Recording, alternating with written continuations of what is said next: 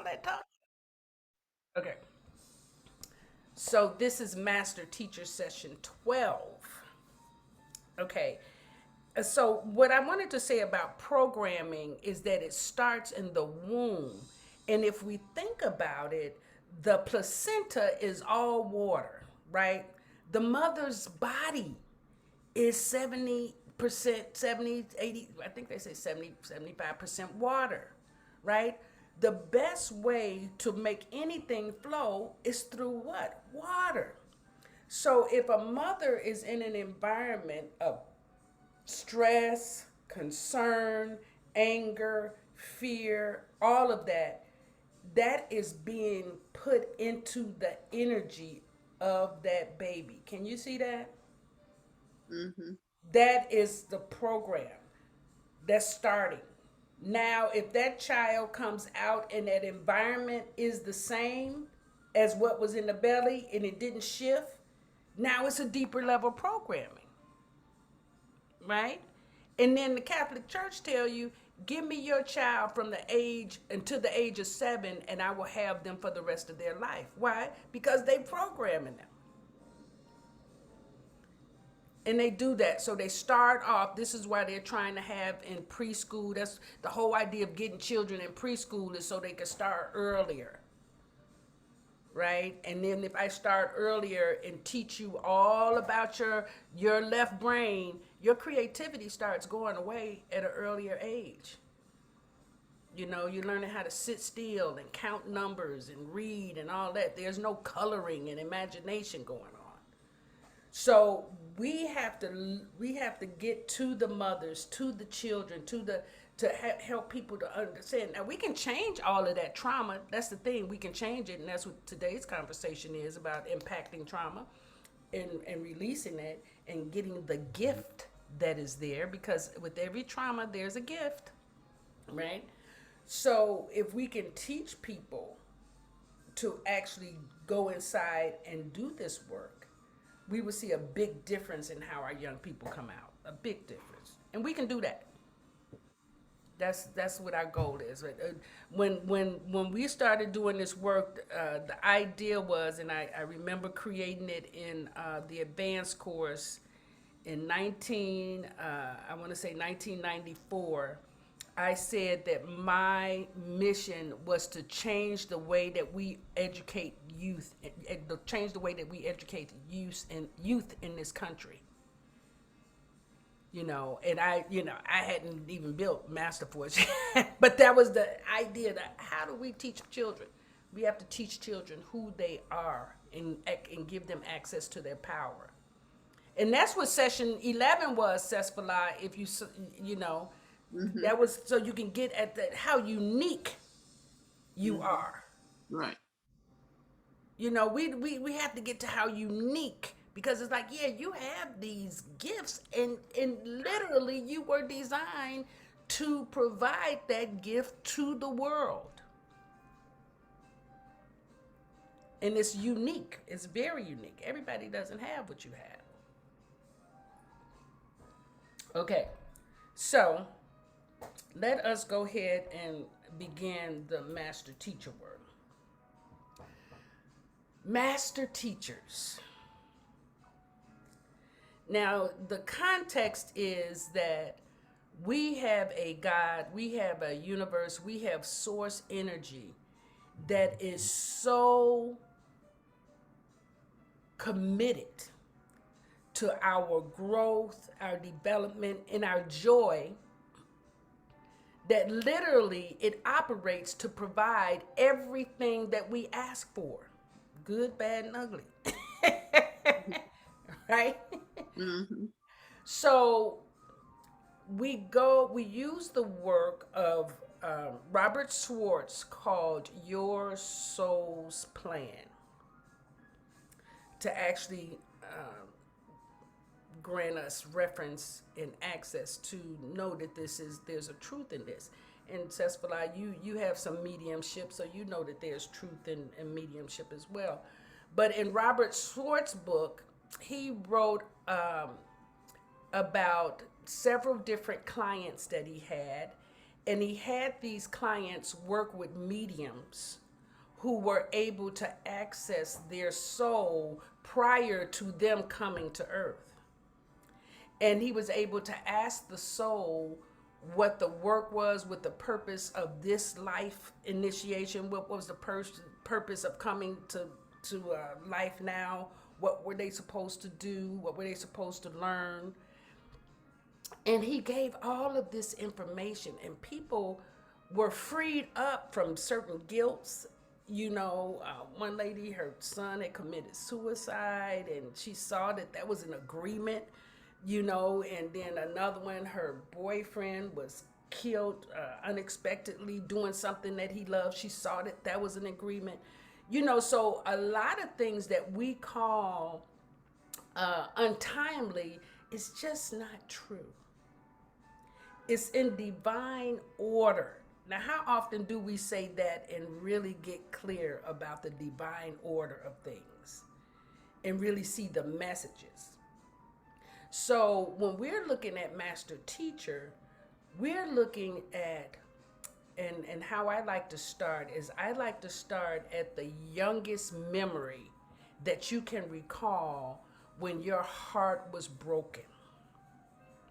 Another way of saying that is, do you remember the first time that you died or wanted to die? Right? And I'd like to recount my memory of my mother, because I actually learned more and more from it as I look at it, because I noticed that I didn't look at a lot of my trauma. Even when I was doing my work, I didn't look at a lot of my trauma. Don't ask me why, but anyway, with this hip thing, the universe said, yeah, we looking at every little bit, right? Now I acknowledge my trauma, but I didn't look at it. When I'm talking about, I like pull it apart and really see what created me from, what did I create? Who did I become from that, right?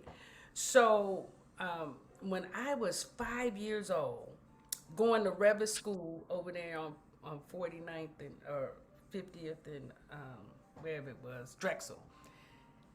I came home from school. We lived on 51st and Ingleside, and my grandmother and aunt were packing my sisters and my bags, and I'm saying, "Where's mommy?" That was my mommy was just a beautiful, beautiful. I mean, she had her things, but she was just one of the most loving people I ever knew, right? So I'm looking for mommy, and grandmama was like, she went to visit a friend. You going to stay with me for a little bit? Okay. So packing up stuff, and my sister's so happy because she loved hanging out, with grandmama auntie over at, on 53rd and Prairie.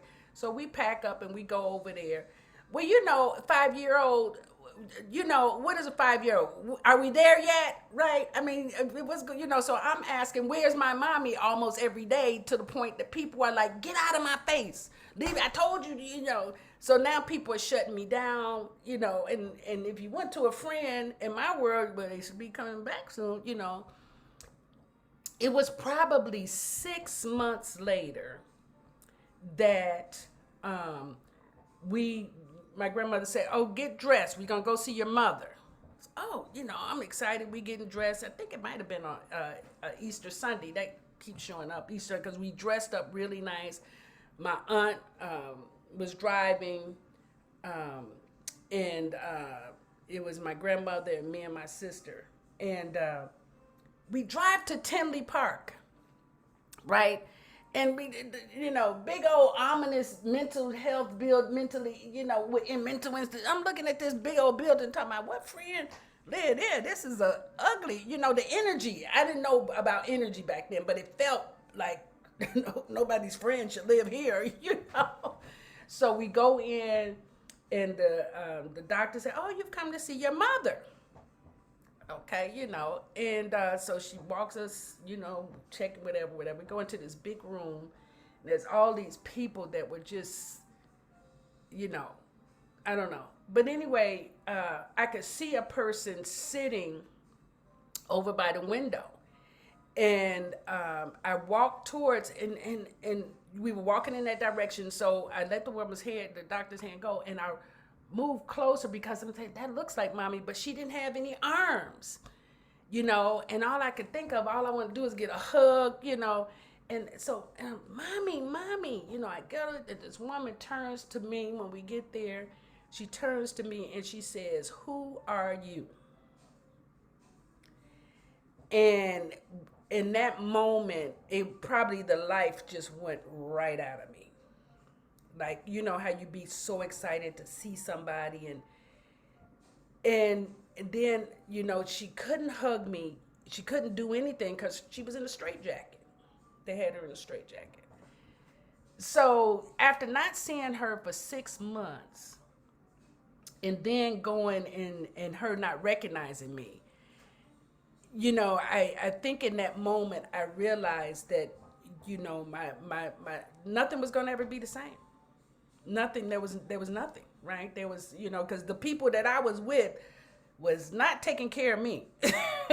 You know, so I wanted my mama back because my mama took care of me, right? But that never happened. So when we're looking at master teacher, we say, what happened? And so my what happened is, you know, my mother left, you know. So who broke my heart? My mother broke my heart, right? And then the third thing we say, well, what did you learn in that moment about yourself when you look back?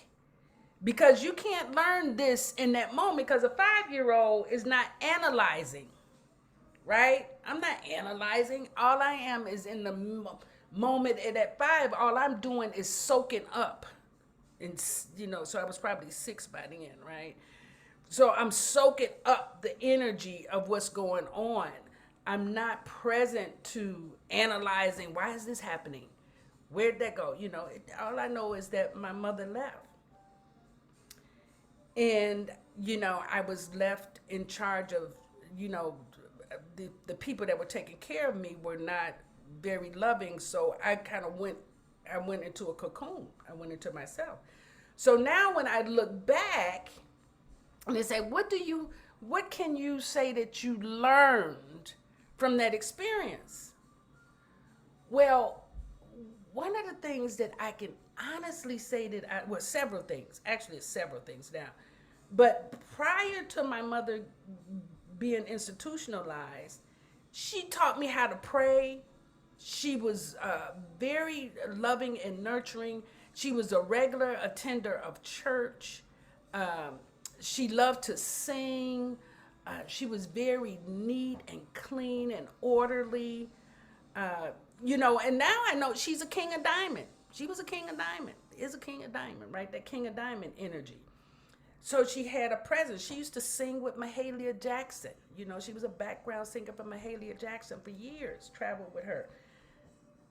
So what I actually learned was I could sustain myself inside of the structure of spirituality that she provided. Because if I didn't know anything, I knew how to pray. And even at my grandmother's house, there was a thing on her dresser that said, prayer changes things.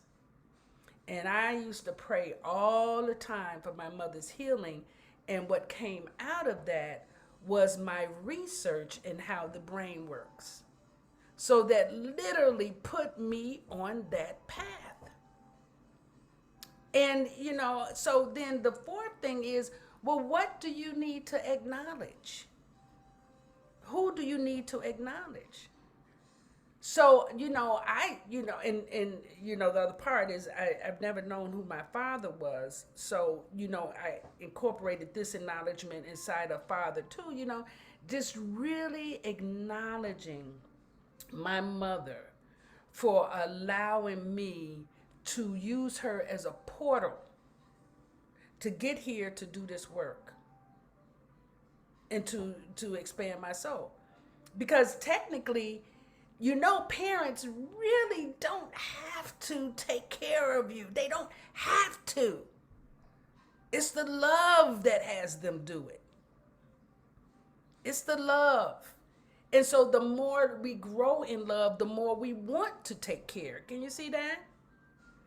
And we keep thinking people are supposed to be born with this innate, what some people are, but then after a while it gets hard if you don't have a constant nurturing ability to provide love for yourself.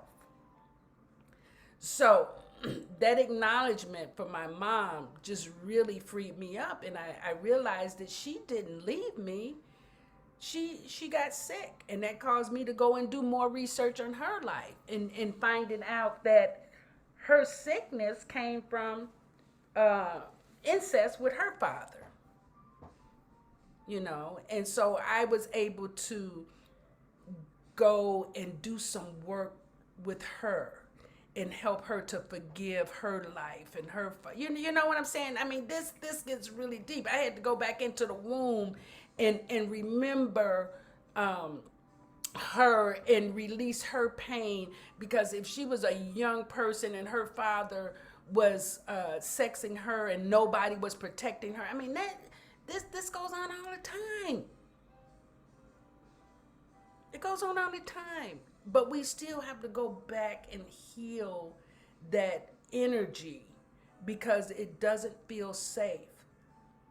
So we have to create that for ourselves once we get access to the ability to do it. Does that make sense? So I looked at what happened. My mother left. Who broke my heart? My mother. What did I learn? That I can be sustained through God, through the universe. Everything that I need is always provided. You know, it's so many things that came later when you learn about the destiny cards and all that. I mean, come on, Queen of Spade, you gonna have it like that. You come here to learn hard and fast so that you can what? Feed the queendom, the kingdom, right? And then the last thing, acknowledgement. Just really acknowledging, the gift. I wouldn't have learned that if I would have had parents, probably, because, parents usually direct everything that you do, especially, right? Depending, right? So, what do you hear in that for yourself, Sesfala? Well, interesting enough, um, what I heard is the fact that I didn't know my father either. Mm. And that's something that came up again recently. Um, and just the fact that I was acknowledging um, the fact that he was part of why I came here. I don't know why I didn't have uh, familiarity with him or that side, but he and my mom evidently made a plan to be part of who I am. Yeah. So it just made me think about when I'm doing some soul work now to kind of look at that again. You know. That's beautiful. Because you see how society would actually teach us that there is something wrong with you if you don't have a father, right? Yeah. So we spend so much time feeling unworthy because there's a missing piece that we have no control over. Hmm.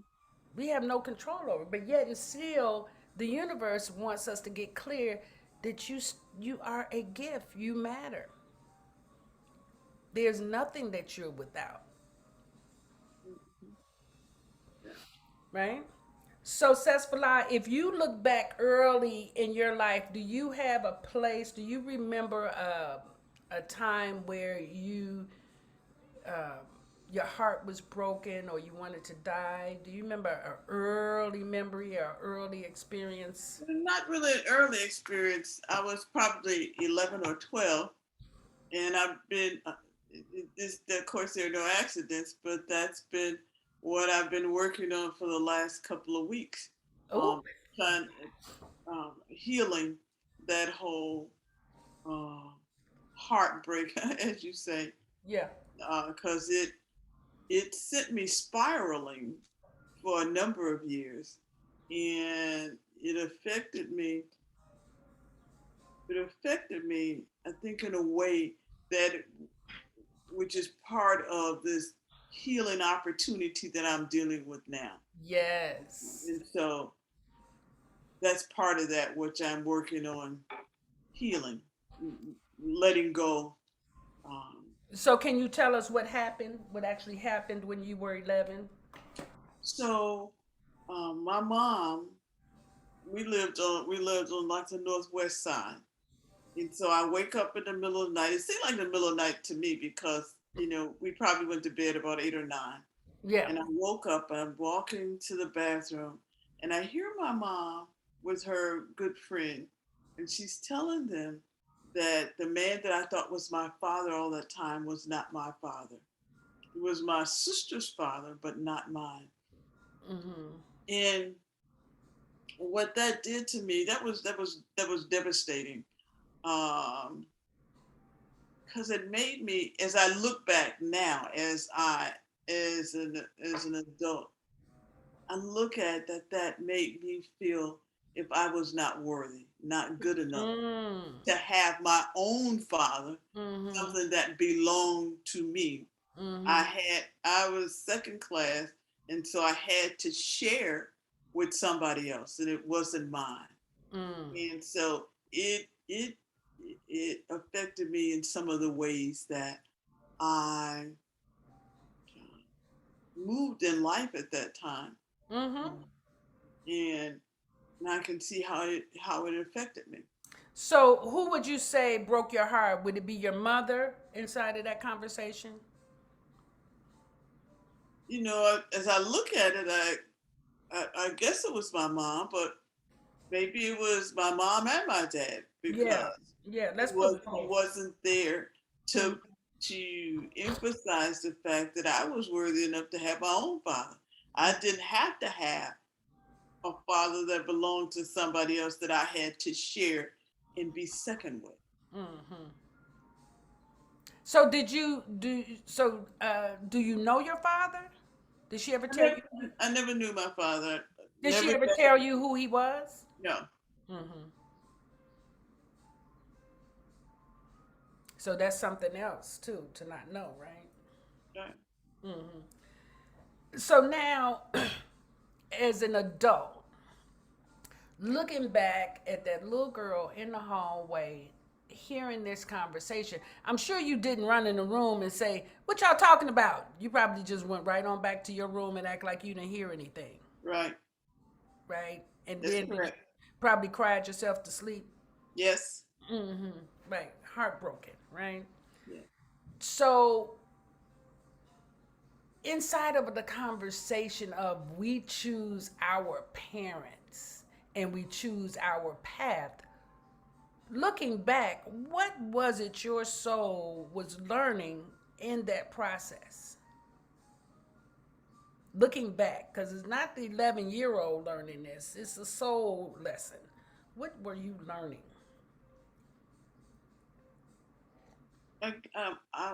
Looking back, I would guess I would say that my soul was learning that, and I'm looking for a different word, but the word survival keeps coming, but that's not the word that I want to use. But I think I think the word was that I could survive, even though it was not a traditional or what they consider a traditional family. That I could survive. I could make it. Um, but it's not survival that the soul wants us to know about. The soul wants us to know that we can live. And And thrive. so, you know, Exactly. and so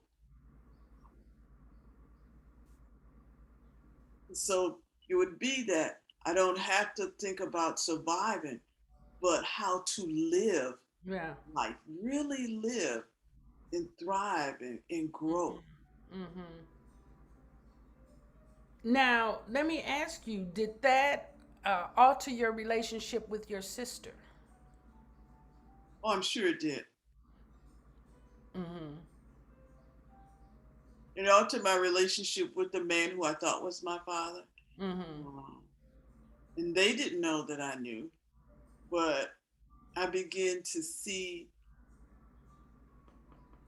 let me say, he never treated me any differently. I would have never known that that was not my dad if I Mm-hmm. hadn't heard my mom. He always treated me the very same as he did my sister. But as that 11-year-old, you begin to see, because the concept that I had taken on is that I wasn't good enough. Yeah. So that I began to see that relationship from a standpoint of he really wasn't my dad, you know. And so I am second. Therefore, I don't get priority like being his. Mm-hmm. And Yeah. so my sister and I, even right now, and we're way into adulthood. um, my sister, my sister was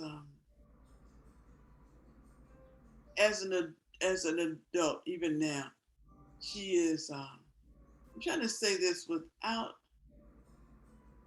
being judgmental, but it will sound judgmental. So I'm just going But to say it's a, you can actually my sister observe. Yeah. Mm-hmm. my You can. sister was mean. She's still Mm-hmm. very mean. She's Mm-hmm. very judgmental. She's a Virgo and a true perfectionist. And she is right, Yeah. and everybody else is wrong. Mm-hmm. Um, and she grew up. Um, she grew up. Interestingly enough, she grew up feeling envious of me because she thought that I was the favorite, which was not the truth, you know. Did she know that? Did she later find out that he was? Much later. Mm-hmm. But she was kind of quiet, and my sister was always plump. And so, plump kids in school, they, the majority of them are not accepted the same way as quote unquote the average size child is. Mm-hmm. And Mm-hmm. so she had those issues about being overweight, and so she wasn't real outgoing at first, you know. So we had those kinds of issues that played in, and she was more introverted, Mm-hmm. shy. Have And you looked up her card? no, I haven't. When's her birthday? September 6th, 1953. So September 6th. Okay, so September 6th, she's a five a diamond. And then what's your card says for life? I don't remember my card. What's your I birthday? have them written down, but I'm December 1st, 1950. So December 1st. So you're a four diamond. So Right. I'm so trying to four. you're a four diamond. She's a five a diamond, right? Mm-hmm. So what happens with this book, and I'm gonna ask you to do some work around your relationship with your family inside of this book. So if I go here to the four of diamond, right? Mm-hmm. Four diamond, going to the four diamond, and I'm gonna turn the page. On this side is the list of all the birthdays, Mm-hmm. right? Of all the Uh-huh. birthdays. So I'm gonna look at your sister, five of diamond. So your sister, five of diamond. Wow. So it's Mors, which means that there's a moon card. And then there's a cosmic reward card. And then there's a Uranus. There's a Saturn. And there's a Venus. So your sister plays a huge role in your life. Huge. So do you have this book? Oh yeah, I got it. I Okay. gotta I gotta pull it out, but I Yeah, do you got to have pull it out. And it. and then so what happens is it gives you these acronyms across here. So it's five relationships. So then I go to the back of the book and I'm just going to read this MORS to you and it says you are their moon card. So you are your sister's moon card. So I'm going to go to 279, right? 279. And I'm going to read this to you. It says, "You are their moon card in the spiritual spread.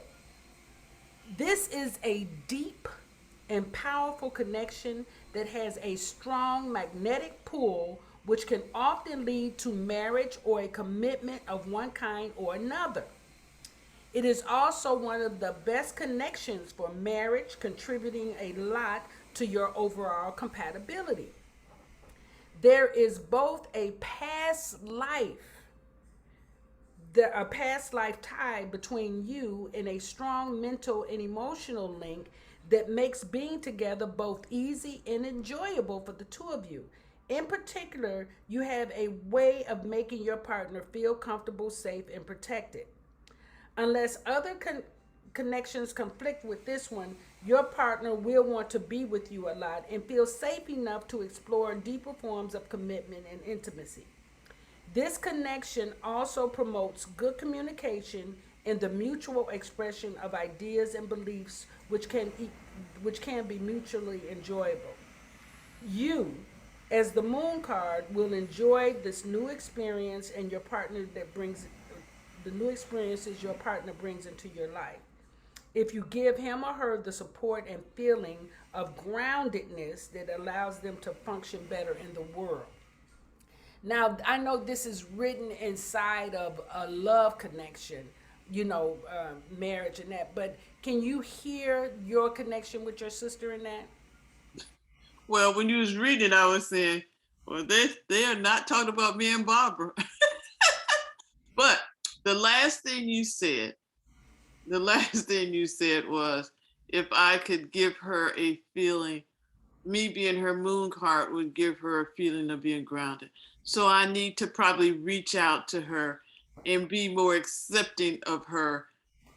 Well, Um, you can share with your revelations too.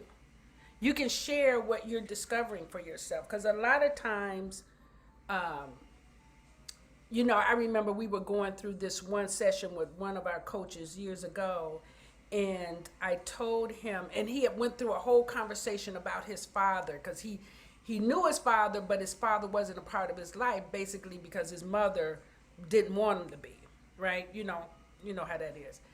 But the father had a lot of sons with different women. And so he had a huge revelation and he wanted to really acknowledge his father. And I said, okay, well, call your father and let him know what you've discovered because that lets him off the hook. Because a lot of times, people feel guilty about how they've interacted with you, what they've done, and they think that you've blamed them. They have something that you think that they're something that they're not. So he realized that his father was going through his own growth, and this is what happened. So he didn't call that night. He said, "I'll call him tomorrow." I said, "Okay." When he called the next day, his father had died from COVID. Had died and so I said, okay, well, just go out to the beach and really help his and do a ritual and help him to really pass over and really share yourself with him and give him some peace in yourself too. But that person went on to, for some reason, instead of doing the work that he knew to do, he went on and ended up having 3 children with 3 different women in the same year. mhm. So by the time he called me, I said, okay, so now you should have a sense of how your father felt. He was like, whoa, no, that's not the same. I said, well, you don't know if it is. I said, but you do have the same situation. Do you still have the same circumstance? Do you have 3? So it took him a minute. He probably called me back 6 months later and was like, wow, I get it. Because one of the mothers over in Ireland, she didn't cut him off. She don't have, you can't name the baby, had ruined everything, but you can't even see your son. I said, that's exactly what your mom did. She cut you off and said, nope. So the reason that I'm giving that scenario is because you really can, in the soul's plan, it says you can choose this path, which if he would have called his father that night, he might have a different turnout. You see that? Because he would have released some of his pain. But now he got pain on top of guilt because he didn't do, and now what do? You go into your lower expression, which are our lower chakras. And he just trying to, get away from it. And there's always souls working to come in here. Always good, bad, whatever. They always, because Earth life is a beautiful experience. It's one of the most expansive places you can live and actually grow fast. We grow fast here, at the soul level. Now, let me rephrase that. We have the opportunity to grow fast because not everybody take that on, because you can medicate yourself all through life, and that's what the pharmaceutical companies do. What do? Hook us on drugs from birth to death, if at all possible. So now wait, there was one more step that you needed to do, and that was acknowledge. What do you need to acknowledge and release? Because when you acknowledge something, you're turning it over and really looking at, well, what was the gift? What was it? What was this hiding from me? What do I now see? Like with my mother, how I saw, man, she had provided so much foundation that I was able to, I remember one day walking and saying, man, I know why I don't have parents. Cause I got a super God. I'm a super being. I know how to connect. Lord, wow. Yeah. So a couple of things.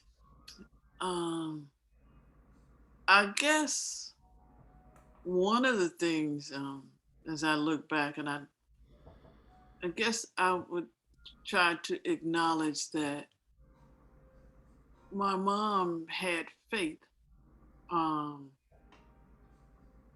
I think that she shared that, that, okay, you can overcome a whole lot of stuff. You can overcome this, not I guess she even said it in words, but that you can overcome that. This was an opportunity, of course, for an 11-year-old. I certainly didn't see it, No. for a lot of years, but that this is not something that would hold me back unless I allowed it to do that. Yes. And so I am going to have to, when I find my book, I'm going to have to call you and go over that part with you again. Yeah, and this is the work. Like even when I was in Detroit, I ordered the books to be there when I got there, because so I could sit down and say, okay, listen, the reason that we are provided information is so we can use it as a guidepost to assist us in moving through life, instead of thinking, this is happening. No, it's not random. It's no coincidence, Sesfala, Right. that you woke up in the middle of the night on that particular night. Right. And your mother was talking to her friends about that particular topic. Right. They could have been talking about a recipe. Yeah. Or the girl down the street, or somebody else's husband. You understand that? Mm-hmm. It's no coincidence that the timing Yeah. of that was divinely orchestrated. You needed to know that. And a lot of times people think, I'd rather remain ignorant. But our calling doesn't allow us to remain ignorant. Our calling is, I'm putting this in your face because right now I need you to go up a few notches. Yeah. I need you to learn something. And your sister, a five of diamond, she got stuck someplace. A five of diamond, the most popular five of diamond I know is Chance the Rapper. Mm-hmm. And that's all about expression and being out in the world and doing a lot of different things. Five is all over the place. Four is what you build the foundation on. That's why you have four legs on the table and you can put that rectangle on there and it hold up and you can stand on it and ain't nothing falling with a four. But a five is all over the place. So it can look different in a childhood because you can look very stable, very strong, very secure. Even though inside you're feeling a certain way, somebody could look at you and think, oh, she got it together. But inside, you already know, man, something going on wrong here because I ain't got a daddy. I don't even know who these people are. Mm-hmm. you know? Right. So part of that is people's perception. So your sister could have had a whole nother perception Yeah. of you. But that four diamond was structuring you. Yeah, so I want you to look up the birth card for your sister, your mother, the man that raised you, you know. Now, are your parents still alive? No. No. Mm-hmm. So, one of the things that we do with this is,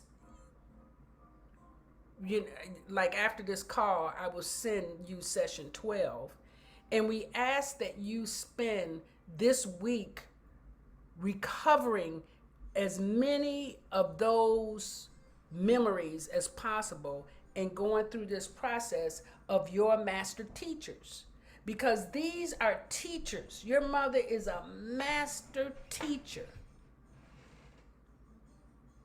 and you want to get what she taught. You want to go through and see where other relationships, your father, your deceased, your original, wait, yeah, but you don't know, right? So you want to still look and see those people who were pivotal into your life, even your first heartbreak. Like you loved a guy in the 6th grade and he didn't like you back or something. All those. But do you see what I'm saying? Uh-huh. I want you to look at that and then go through the process of what happened, who broke your heart, what did you learn, and what do you need to acknowledge. In the event that those people are not present for you now, you can write a letter to your mother. You can just write a letter as though she were here, because she can still hear on the other side, and share your heart and what you learned. Because when you look at those cards and see the connection and what we bring to each other, it's like, wow. It becomes less mystical and you realize this is really interesting. And why this would happen like this. And then, if you get the opportunity to get Robert Schwartz's book, Your Soul's Plan, he does a wonderful job. I mean, I remember reading in one, because now when I first read that book, he just had that one, but now he has, I think, 3 others. But he said that alcoholism is a spiritual path, or can be a spiritual path. Do you see immediately that took judgment out of how I operated at people that were drinkers? Immediately. Right. And started listening for what it was they were having a hard time living through, what pain they needed to release. You know what I'm saying? There's a whole different reason why people self-medicate. And sometimes if you just have a listening for them, they automatically begin to release that on their own. Because they don't feel judged. They don't feel limited by, oh, you this, you that. And that's why we can mirror greatness. You see that? Because we remove our judgment from it and we have people be present to themselves. Right? So you'll do that work, Sesfala. You'll look at that. Yes. And with your parents and stuff. It's so interesting because this is the work. This is what it looks like. Imagine, and we have to go to some place to get a job, get paid for a job. It's like, no, I just want to find out what's going on in my What's happening with my soul? Mhm. Alanda, what do you have? What's coming up for you? What's there for you? I mean, it's time for me to do another master teacher. Mhm. Oh yeah, right. Because this is something that, being that it's been 10 years since I've been certified as a coach, master force coach. Mm. There's different levels, and this is every day. This is a practice every day. Mm-hmm. And when you're working on you have segments of what you're working on, and things happen, then life happen, and then as you're processing and moving past the things that you like, okay, I'm past that, then you have other layers that you got to start working on and dealing with and breaking down. And that's why I am right now. Mm. And it's not that I'm not, what I'm saying, it's not bad Mm-mm. per se. It's just a level of work that, oh my God, I got to unpack that. Like, okay, this is something that I've been trying, like, why am I having these moments around, with people, like you were just saying about alcoholism. And Mm. so my thing is, why am I dealing with people that, don't understand the space that I'm in, and I guess it was just that I'm just thinking about, like, oh my goodness, I got to do this master teacher again, Yeah. and the part that's coming up for me is how to acknowledge. I do need to acknowledge, because of the triggers that has happened. Yeah. It is not the past triggers; it's what's triggering me, because it is unlocking another ability that I know that I've been want to get past. And like, I want this part of me to blossom, Mm. and this is like, it's locked, like It's in the way. You're it's in stuck. the There's way, something stuck right? there. Mm-hmm. Right, all this little stuff is in the way, and so Mm-hmm. looking and listening, I have to do three, actually. you know I remember when we did this in our course, you had us do three people, Yeah. and sometimes you have to do some people, more than once. Yes. And I have to do another level, because after, finding out about my mother's father, Mm-hmm.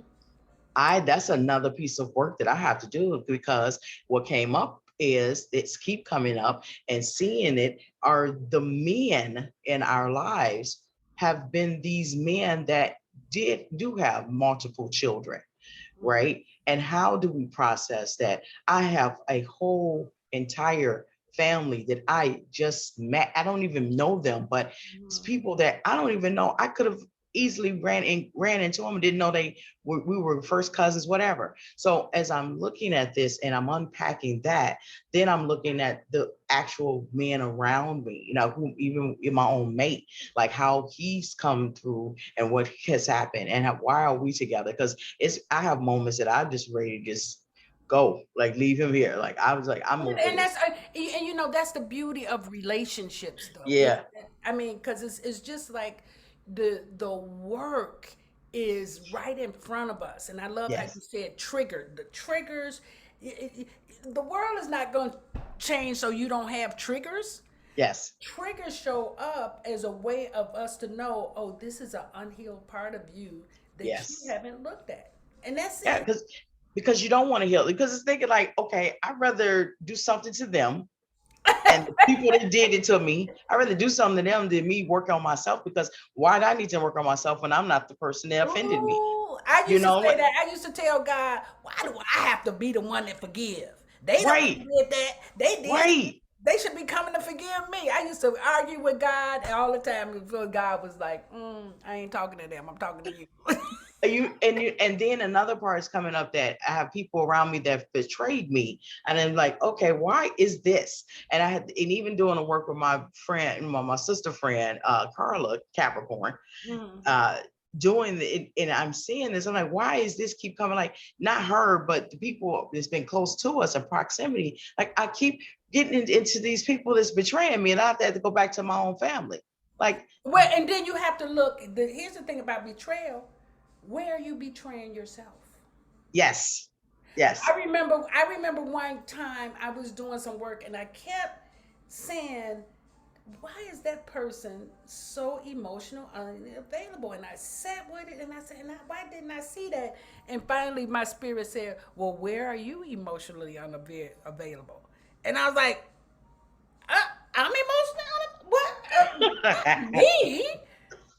I mean, I was, I was shocked. I Yes, was shocked that I could be emotionally unavailable. yes. And then I said, okay, well, now I got to sit with this, right? And I discovered the whole conversation about Daddy Frank, who was a 83-year-old white man that used to pay me to play with my clitoris when I was 5. After my mother got sick and my grandmother, we had to move with my grandmother. This family upstairs took care of us while my grandmother went to work. And Daddy Frank taught me how to play chess, how to play solitary, how to play checkers. He used to give me a quarter, and you know how much candy you can buy with a penny for a penny. Mm, You can get 2 for a penny. So I was balling. You yeah. understand me? I had all the candy. And you know what that did? That separated me, right? From my complete, this is when children, this is why the danger of exposing sexuality to children without explanation inside of that is because in order to participate, you have to disassociate yourself, Mm-hmm. right? So literally, I had been disassociating myself in relationships. I don't even know how I got 3 kids. You understand? I wasn't emotionally present. And And you don't so have to be emotionally present to have babies. you sure know? You don't, right? No, I figured out when I was talking to someone that had several kids, and she told me about her experience. She was in her 40s and she had never had an orgasm. And Yeah. I'm like, how you have 5 kids and that ever happened to you? What are you Oh, talking that's a about? lot. I know. Yes, a lot of women. And, I know women that have never, and I mean, got grandkids, and yeah. and it was and I think in that's that flip flop of it was emotional for them to do that, because I guess not emotional as in they were connecting, it was just being accepted, the abandonment is, that's how I looked, that's how I saw it at that moment. Yeah. Like whatever she did, whatever it was, right? So when I look at myself, when I'm thinking about this, I'm telling you, I've been called on the carpet a lot. Like, I'm thinking about, like, I quit, I stopped working last year because, because I was just like, I'm working for myself. Mm-hmm. This and as I was laying awake, I woke up like Tuesday mornings or Wednesday morning, early Wednesday morning this week. And the first thing I just, like the voice was like, yeah, you quit that job because you need to see something different.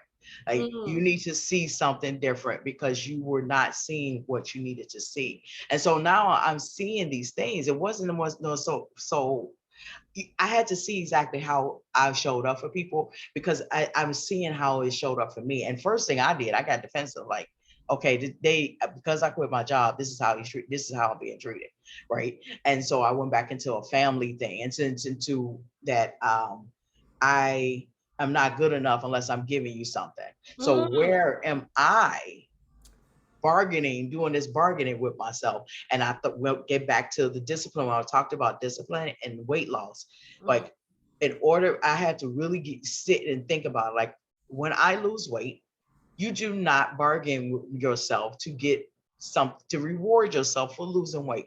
This is something different. So you are doing this level of work because is necessary, not for reward. You're not doing it for reward. And so when I was 6 years old, and I got thrown down the stairs as a child, mommy, and I got rewarded because I couldn't go to school for a week. I was pale, so I would get black and blue all over.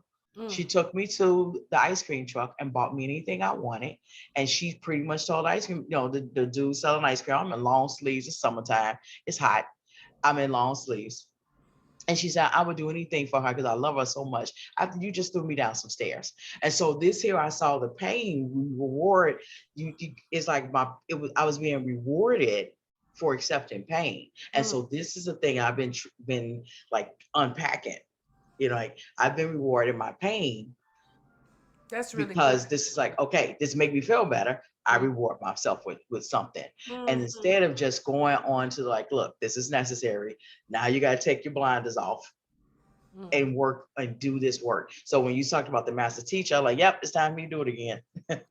That's really really, and I want to acknowledge you for who you've been through this course. You've been exceptional inside of being present and doing the work. I know how mentors work. Most mentors don't participate the way that you do. They wait. If the students don't call them, they won't ever talk to them. you Yeah. know, and so I get, but I also get that you're taking responsibility and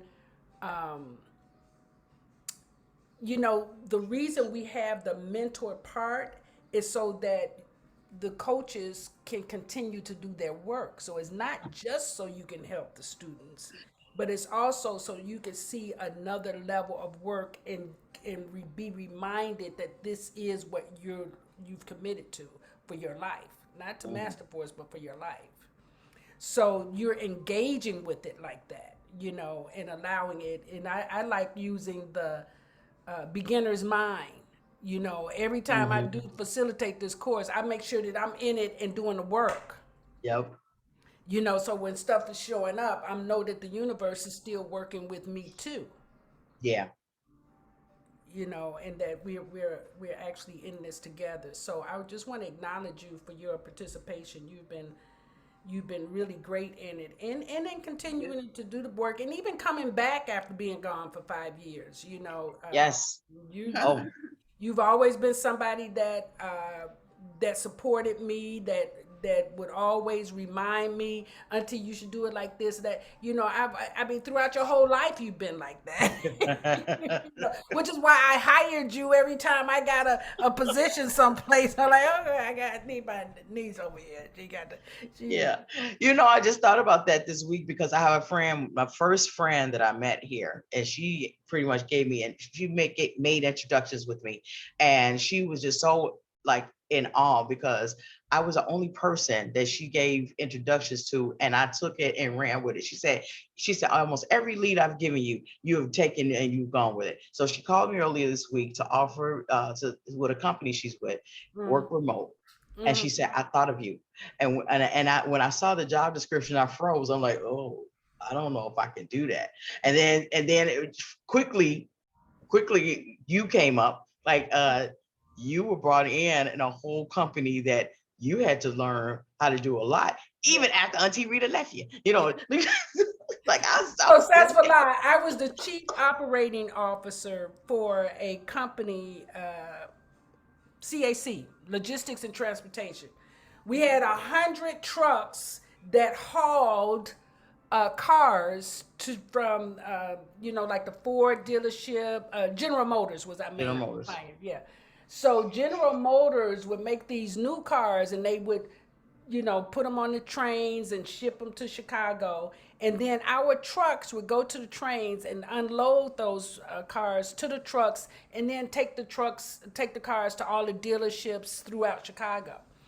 And so I was the COO, but I hired Aretha to become one of the dispatchers. Right? Was that No, your? I was an office manager. You was my office manager, right? And baby, let me tell you something. Those girls used to. I was like, what is wrong with these young women? They used to be on my. Did they not be on me? I was like, oh my God. Okay. But it was a very, do you know Fred Carter, Uh-uh. Cespeland? No. Black Oaks Farm? Oh, I think so. It's his Jafunza, right? Oh yeah, Fred and Jafunda. Yeah, so Fred, they owned that company. Mm-hmm. So they owned that company, and he called me because I called myself retiring. He said, somebody told me I need to call you to come and run this company for me. And I said, oh, I'm retired. He said, well, I'm gonna have to have you come out of retirement, I need you here with me. Yep. And so I went over there and ran this company, and the first person I called was Aretha. And then I think I was there maybe a year, and I was like, "Yeah, I'm not. I just was done with stress. I did not. If it, I could not do smooth, and that was one thing, Aretha, that you could deal with. You were able to deal with disgruntled people. I could not. I was just like, Yeah, I'm done with. yeah.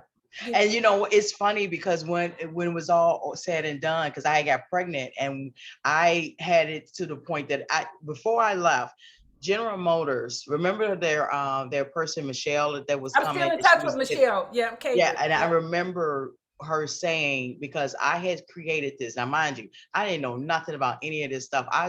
As I was going, I went from being an office manager to the logistics analyst to the operation assistant manager. Right. I've pretty much set not program, but I set up this format of them to track all of their trucks. It was Right. it was not just a spreadsheet, but it was pretty much an analysis of how they should. It was a prediction forecast. And General Motors, when she came back from Detroit, she told them. She said she held up the paper. She said, my boss has said this is your Bible. And they know who created. They were trying to take credit for what I've done. Of So course. all the stuff that I had helped structure, I didn't know anything about this. And so this week when that call came, and I thought immediately went back and like, you know what? I was trusted. I didn't even realize how big it was Yeah. until I left, Yeah. until actually now. That Yeah. was really big. That was huge. That was And you huge. stayed there a long time after I left. 2 years I I stayed remember there. thinking, I remember thinking, you still there? I sure did. And But you know what? They paid me to stay there. I know they had to, They because paid me to, yeah, because Fred kept trying to get me to come back, and that's when I moved into the hotel. I said, nope, I'm gonna go run my hotel yeah. and be over here. I didn't, But then they started bringing in people that had they brought these people with all these engineering things, and I'm like, these are other engineers, they don't know this stuff, and so they wanted me to train them. Then they started bringing folks in there making $20,000 more than me, didn't know, they wanted me to train them. I'm like, oh yeah, no, we're not doing that, so that's when and then when I got pregnant, I didn't tell them. They didn't even know. This is how oblivious. And I had to get back into that because I did master teacher for that. mhm, I realized that no one's paying attention to me. That mhm, I had to break that down because no one was watching me. No one was paying attention to the signs. I kept telling them, I'm gonna train you guys. I'm not gonna be here. I didn't tell them I was pregnant because they would have packed on more stress to get me before I left. So I mhm. went in, I left work on Friday. By Sunday, I called it by Sunday, I told them I'm on maternity leave. I'm not coming back for 6 weeks. Oh, I sure did. They didn't. They were trying to deny my medical and everything. I think like, well, that's a pre-existing condition. I said I had medical insurance already. You're not going to deny my claim. So yeah, anyway, all of this came up for me not too long ago, and I had to really break that down because I'm thinking like, oh my goodness, that's still something that I had to work past because I dealt with stress, but I also dealt with things so much that I worked so much, not so much to the point that I was trying to be recognized. I was doing it as a distraction because my life was crazy then anyway. So this was all of that work that I go into this, I'm working. And so I am now, when I stopped working last year, it was like, okay, you're gonna stop. This is what this is, and you get yeah. ready to Because I'm glad you break said it down. that, because we have a tendency to allow work to be the priority, and work is not the priority. Successful, you said Yes. it earlier when you said the universe doesn't want us to just survive. Mhm. So we actually live like, if I work and get paid, then the universe rewards us regardless. The Mhm. universe provides regardless, right? And that was what my work has been for the last year, because it was just like this whole hip thing was just like, hold up, this is I usually heal in 3 days. Mhm. Dr. Hoppy be cracking me up. He's like, Mu Shemsu-t, everything doesn't heal in 3 days.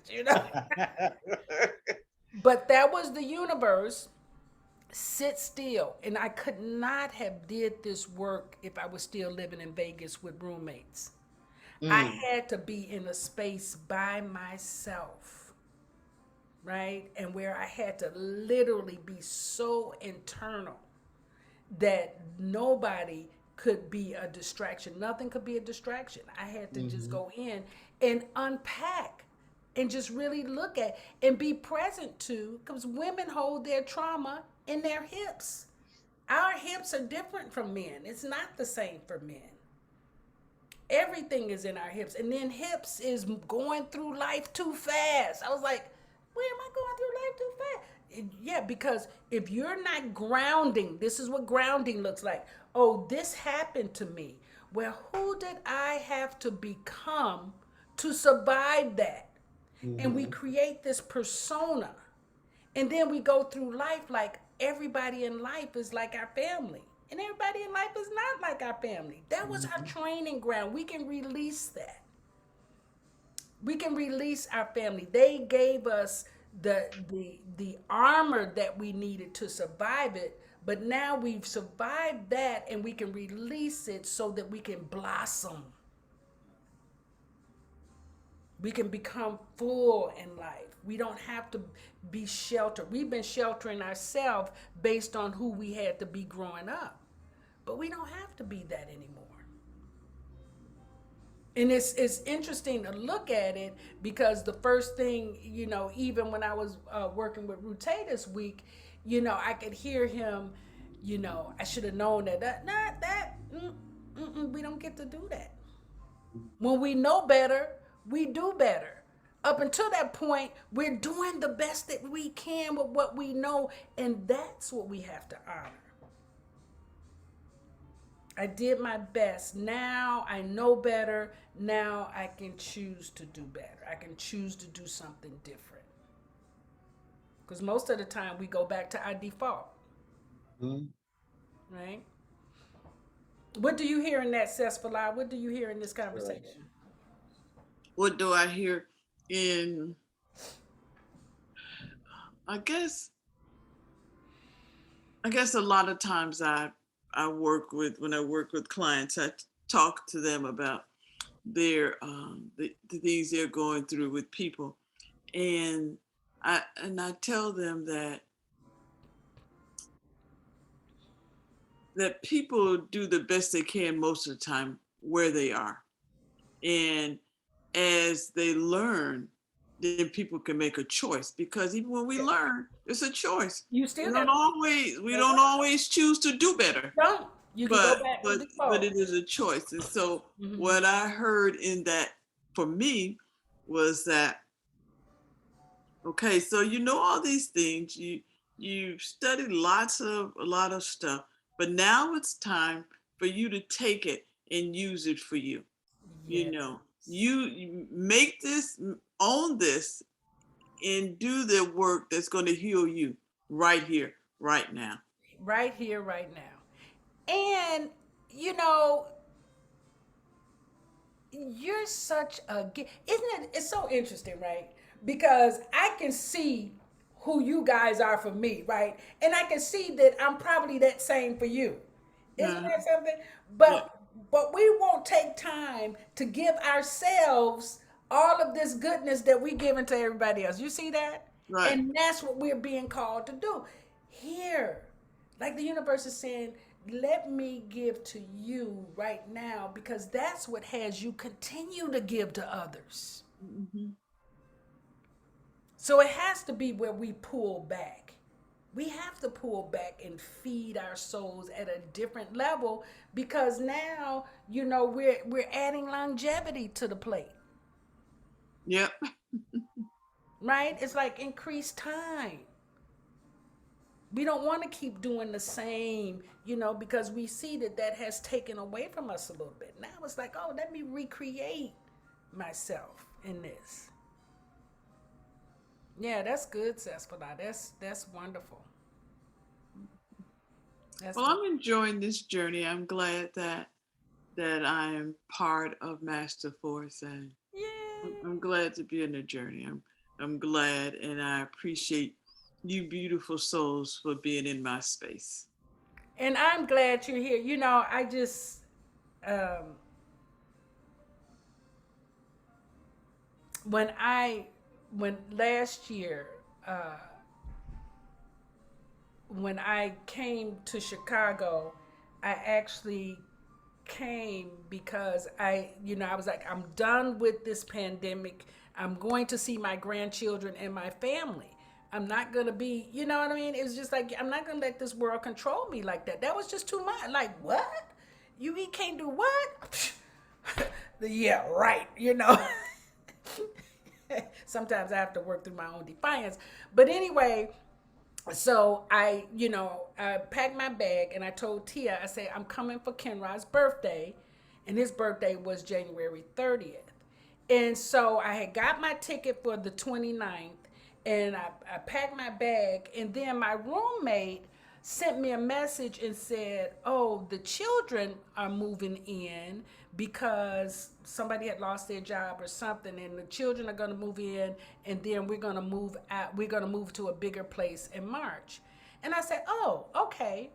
So I said, well, cool, and uh, in that moment I said, oh, well, should I take all my stuff, or I was trying to think, what should I do, because when she said the children are moving in, she mean a husband, wife, and 2 kids, right?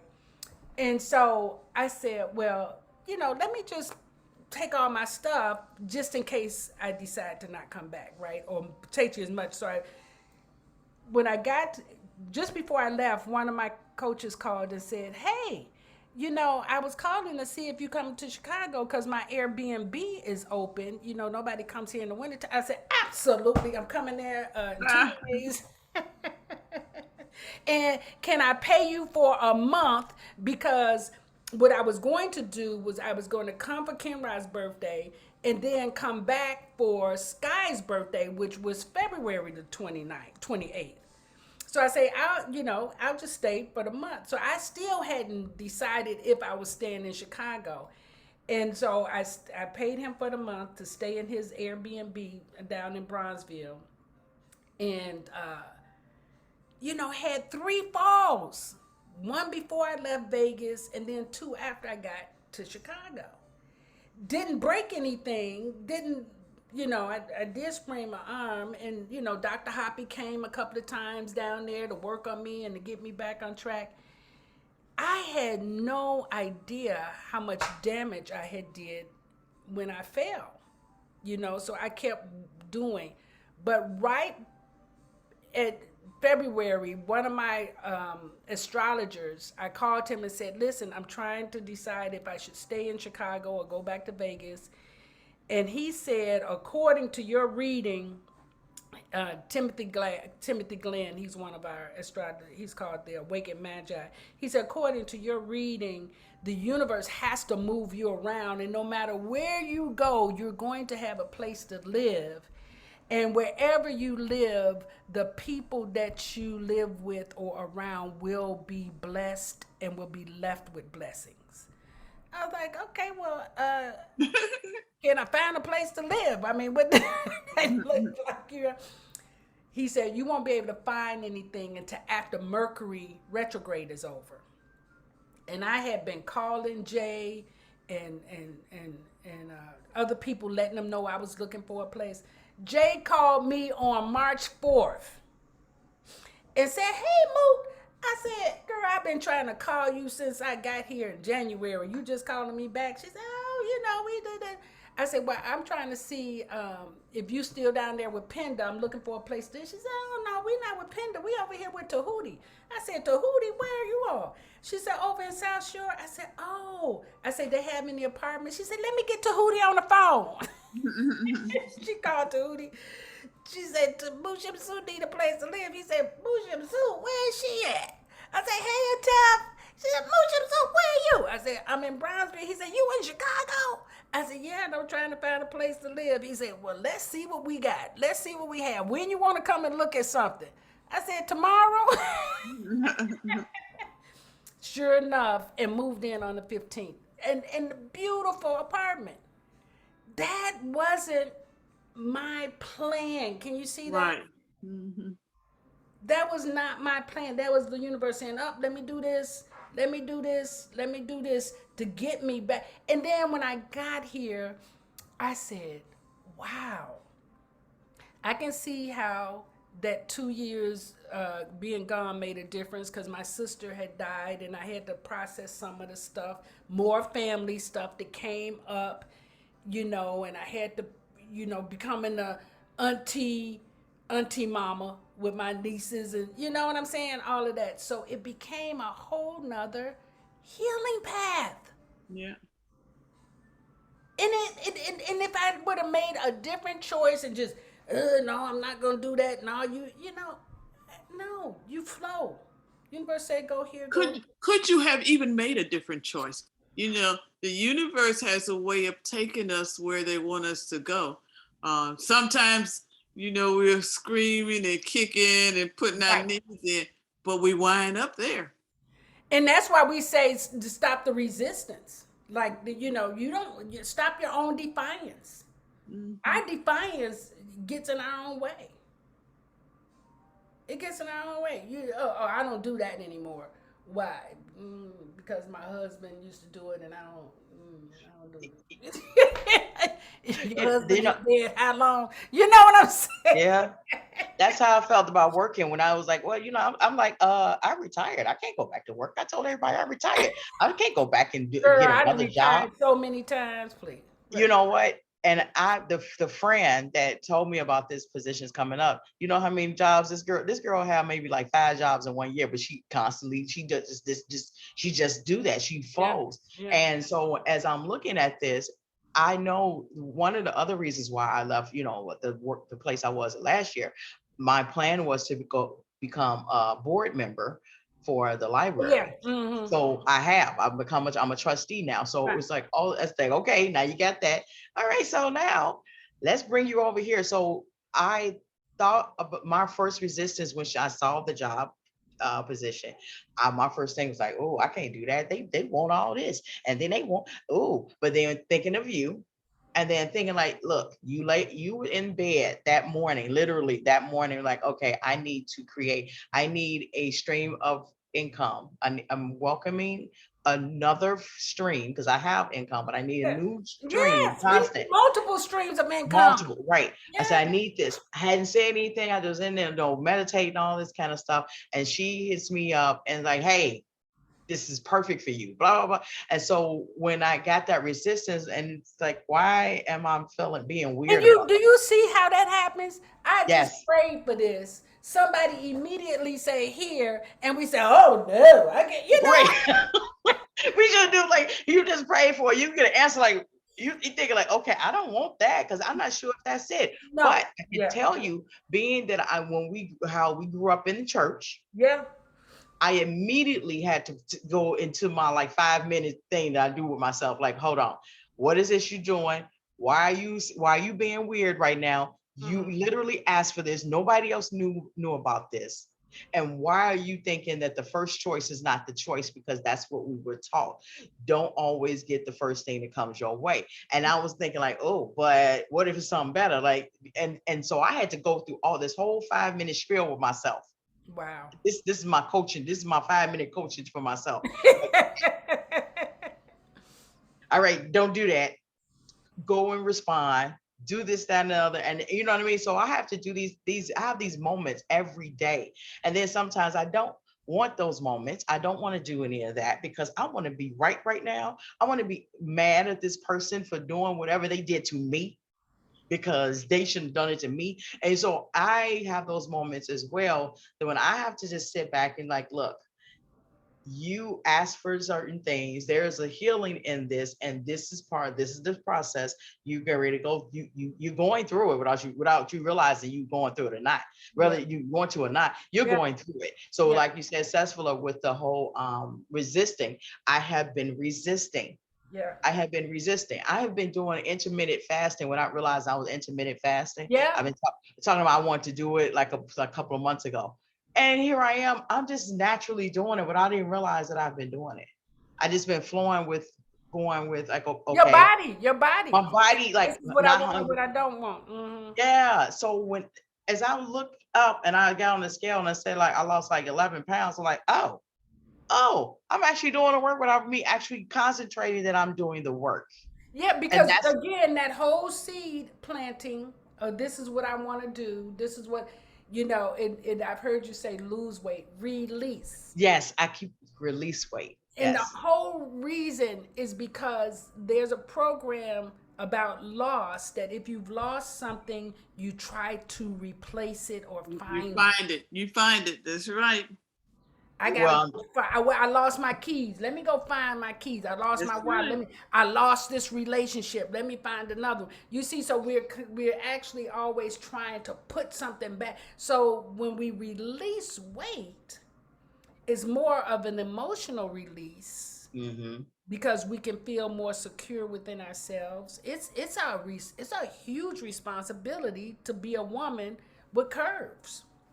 Yes. Huge responsibility, Yes. you know. And I'm feeling it, and and I'm starting like, okay, and I start going through these things like, okay, so I don't want to do this, but I want to do this, and it's like, okay, stop it because you're resisting, like So I am really just grateful for this, and every time I mentor, it's like I'm taking the course all over again because I'm seeing another segment or Yeah. dimension of it. So this is great work. And I've always been very fascinated on people that don't like learning. Yeah. And when really learning is our everything, right? Right. Like, how do you not want to learn about that? Why don't you want to read about that? And I've been like this ever since a child. I never understood, like, why don't you want to read? That's so weird, you know? Well, Can I share? Can I yes, Yeah. share yes. something with you, Alana? So, um, one of the other things I think that we as women have to switch our consciousness when we're talking about changing or accepting a different contour to our body Mm-hmm. is that we want to be healthy. I kept saying for years, I want to lose weight, I want to lose weight, I want to lose weight. But the whole psychological thing with that, when I started saying, okay, the goal is to be healthy, Yes. my goal is to be healthy. Yes. So if the universe wants me to be this weight and be healthy, that's fine. But my goal is to be healthy. And so I start talking to my body and just tell I'm going to be healthy. Now, Mm-hmm. so now I've dropped 42 pounds, and it has Wow. been, it still has the emotional things because I joined Weight Watchers. And so when you get on the scale and you lose a pound, the next week you gain a pound, you go through that. Mm-hmm. Hmm. But I kept saying all the time, my goal is to be healthy. And it just started helping. So I share that with you just so that when you think about your body, when you just start telling, okay, hey, you and I together, we're gonna be healthy. We are healthy. We are It Hmm. it, healthy. it shifts. It shifts something like the Right. intermittent fasting. It shifts. Mm-hmm. Hmm. I just wanted to share No, that. that's Thank you. great. No, that's That's absolutely. good. Thank you. Because you're right. That is one of those things that is funny uh when I recounted and I thought about like, okay, all right, this is we're releasing this. I don't want, and so when I say, okay, I'm gonna do this, my body like it hears me. And so immediately, almost Yeah. everything I eat, like immediately all day, I'm like it's coming out, just and I'm like, okay, Going hold through on. because that's what we supposed. Well, actually, we supposed to really every time you eat, you supposed to have a bowel movement. But people that I ain't had a bowel movement in 3 or 4 days. What? I'm concerned if I skip a day. I'm like, all right, wait a minute. This is not right. Right. And I'm like, how do people go days without it? I don't Yeah. understand. But again, just like reading, how do you not read? But with this work that we're doing, we are listening, we are in tune with our bodies so much that we Yes. can be in tune with our bodies that we can sometimes get distracted and and we tune into somebody else. We go into minding somebody else's business because that's our antenna is up, right? So this is our intuitive path, and we start doing this work with ourselves. you sit and wonder, like, why aren't you doing this for yourself? Like, what's wrong? Right. Like, what's wrong with you? Like, I hear people talk about, I'm this, I'm that, and my back hurt, this hurt. And I'm thinking, like, I'm gonna go get some Tylenol. I said, that's the worst thing you can do. You need to go, like, go to the doctor, find out why you keep having this pain. I don't go into the whole spiel of all this other, because they not listening. It depends on how ready they are. Exactly. That's why I Right. tell people. People say, "Oh, can you coach my friends?" I say, you don't want me to coach your friend. Your friend may need a coach, but I'm not that coach. I'm a coach's coach, because you're gonna Yes. do some work when you come to me, and most people have not even prepared to be introspective. So when you with me, I'm Mhm. already clear that you know something about taking responsibility for yourself. You may not know all of it, but it's like I'm hard on people. You know, Not hard, not mean or anything, no, you but you know, you did that. I've just thought about what you just said. You're a coach's coach. That's you have trained me to be a coach's coach. mhm, I've been trying to figure out, because everyone that, like, people like, oh, I want you to do this, I want you to do that. And I tell them, like, okay, I'm gonna tell you this because I have to do it for me.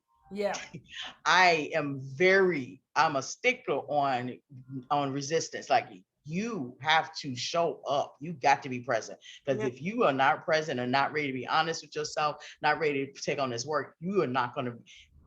There's levels to this. Now tell them, like, you may want to do A, B, and C before you come to me, And so I didn't have a word to actually how to articulate yeah. what you just I'm said. the person. Yeah, I'm the person That that makes sense. taking care of the people. That's taking care of the people, because it really does not. And that's usually what shows up in the space for people getting certified. They've already been coaching people, but they now show up to get inside what they need. Of course, I was trained by a coach's coach. So Right. Now it's so interesting. I'm wondering where Kay is.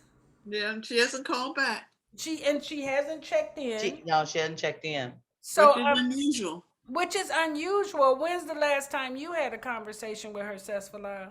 Um, we texted each other earlier this week, but we didn't talk. I guess we talk last week. And she was on her way to pick her daughter up, and we were, talking about issues. Um, and she texted earlier. Yeah, I had text. We text back and forth. I want to say yesterday.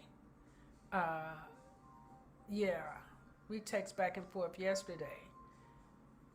But And and I she know in a did group, say she would make herself available today. Right. yeah, that's what last she said in the group chat on Thursday. She would make herself available. Hmm. Okay, well we'll just support her. So we did record. So she'll get the recording. I'll place the recording in the group. But they probably, hopefully, it'll render before I leave. Because I was gonna say they probably won't be till later. Because of course Yolanda's on her way to pick me up, right? Oh, that's right. Because you going to if I had a car, I would be out there. I would be on my way to Chicago to go to the block party. Listen, she drove all the way from Tinley Park to pick me up last night so we can go and do some, uh, what do you call that? Reconnaissance to see where we gonna park, where we going, because they talking about no tent. Like, we bringing a tent. We bringing food. We'll go put it over here and then walk back to it and You already got it figured out. we went, let me tell you, we did about an hour of reconnaissance because we like, you gonna charge us $50 to get in and then sell us food? Really? Right. Right. Right.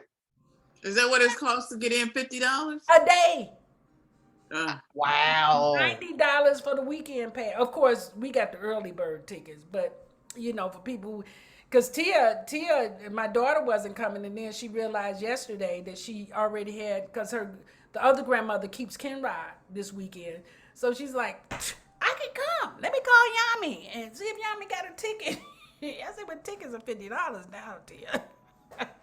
That's yeah. I would definitely be on my way out there. I don't think people I would bring with them, they wouldn't I don't know if they would or not, but that would be worth a day trip to come Well, out it there. would be worth it. And this is what I'm saying. This is where, because we missed the chosen few, that's where you Okay. don't see everybody. But we were, then I was, in Detroit, and she had got us ticket for that. So it's so funny because people, when I say I'm not available, then everybody be like, well, I guess I ain't going. I said, y'all better stop that. You get your ticket. So, so I was like, okay, I'm coming Exactly. back. I'm coming back for this. You might see Valencia out there. I think Valencia is she's in Chicago this weekend for her Oh, babies, okay. for her daughters. Both her daughters' birthday was like a week apart, and then her grandson birthday. So she's Oh, okay, up good. here for Yeah. that. So I think she's still in Chicago. She was gonna call me when she was on. I talked to her yesterday, so she's gonna be out there, I think, till tomorrow. So I Dr. wouldn't be B. All right. yeah, I wouldn't be surprised you might run into her because Yes, just but she'll yeah. look for me. She love her some Auntie Rita too, so that'd be good. So, all right, Cespelas. Okay. So the work this week is going to be you'll get session 12. You like in the regular session, you'll get session 12. Amanda, I'll send it to you, and you can send it out because we want Kay to review this before she gets the course. Mm-hmm. That makes sense because Right. otherwise, the substance of it. Uh, because believe it or not, this is a right brain activity, Mm-hmm. right? Because you have to call up memories and feelings and emotions, and a lot of times because of that, we think, oh, this is too hard. But when you place it in this type of structure, it makes it a little bit palpable, right? A little bit more palpable. Am I right? Yes. And then it's like, and we're looking for at the end an acknowledgement, which is different from whose fault was it, who's to blame, Right. who are you mad at? They're like, no, this is an acknowledgement. This gave me something. Mm-hmm. I need to find out what it gave me. Right. And so, when you hear people say, oh, traumas last all your life, no, no, no, no, no. Traumas have a gift. We have to find it. And so if you say it lasts all your life, you're going to get that kind of life, right? But if you find the gift, you're going to get that life. And that's the difference. That's one of the distinctions of our work, the master teachers. Along with Marv Technique and MEPS, these are some of our what we bring to the table. I'm sure they do it. They probably call it a different thing. I'm sure this is something in your work too, Cespelas, with a different name. But the idea is for people to have a different view of themselves and the things that they were challenged by in their childhood. Yeah. Okay? Okay. And then you're going to use your red book to find out what those relationships. It was so funny because Rute and was struggling with his 16-year-old a little bit, right? Struggling just a little bit, right? And I said, oh, well, he's probably your teacher. He said, you mean I'm his teacher? I said, well, let's get the book. Let's look and see. Baby, when he found out that his son was his teacher, that changed the whole dynamic. Do you hear me? Mm-hmm. Immediately. And he had to be like, whoop. I said, yeah. That's why because I said, when I work with some rappers and their mothers. And when the mothers found out that their children were their teachers, they had to back up. They're like, wow, okay, what did I learn? What am I learning? Yeah, our children provide so much if we look at them as being messengers from God for us personally. Mm-hmm. You know what I mean? So I want you to go through all your significant relationships, Cespelas, Mm-hmm. and and find those, And yeah, well, so when you get your book, just let me know when you pull your book out, and we can have some tea this week or something. Okay. All right. That's good. Mm. And you have a fabulous time at the affair.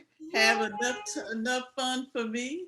Enjoying life, and you, Lana, have a fabulous time doing whatever you do today. Yeah, hopefully take a nap and clean in. Oh no, I have to work this evening. I better remember that. I gotta put that in my calendar. I She gotta was work. so funny talking about, didn't you say, this say 8 o'clock? Did you mean 8:30? No, 8 o'clock. I thought you said right. And then I'm sitting up talking about I would come out to Chicago right now if I had a car. No, but I gotta work tonight. I've already Yeah, you committed got to so many working. things. Yes, I know. It's No, but yes, I thank you. I will. You have a great day as well. Enjoying your day. I am definitely going to do that. I'm going to try to get to the farmers market before it shuts down. No, before they close down for the morning. But yes, and you have fun, Auntie Rita. That yes, sounds and both of amazing. you. Yes, thank you for being here. Thank you for making time for this. And you know where to find me if you have any questions. And All again, I'll right. put this All right. recording in the group. Okay. All right. Okay. All Take right, Peace. plenty of guys. pictures. Take plenty of Love. pictures with my friends. Is gonna call you Auntie. I know, right? All of right. I love you all. Love you. Love Thank you. you. All right. Bye bye. Bye.